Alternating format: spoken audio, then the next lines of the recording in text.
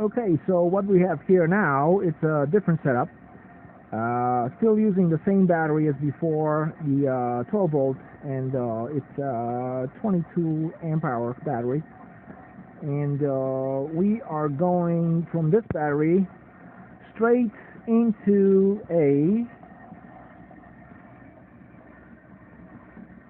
motor that takes the 12 volt DC. Actually, the motor is a 36 volt, 250 watts, but so I'm running it at a lower speed.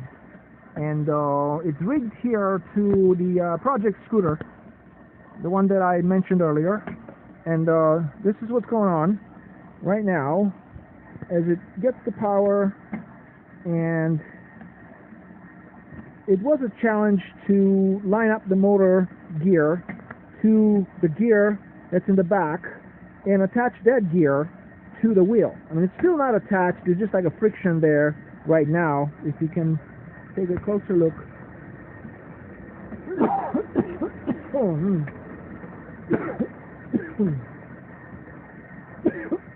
Probably a few screws there between those two, the wheel and the axle that's spinning, would secure that and make it a permanent mount, a permanent attachment. So that's it for now.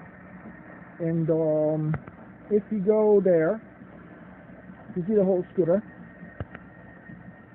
I know it's a weird angle because it's upside down in a weird way. And anyway, that's the scooter right there, and that's the back wheel.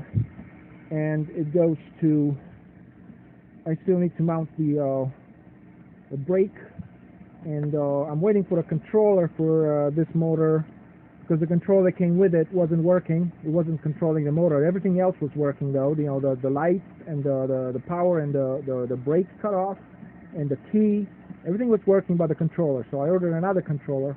So I'm waiting for that to come, and while I'm doing that, I'm just getting this tested at the nominal 12 volts instead of 36 volts.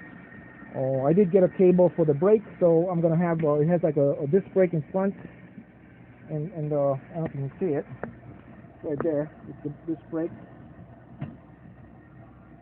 So I just got the cable the other day, so I had to install that on the handlebar and see how that goes.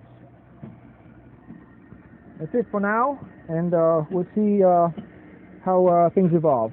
Thank you for watching.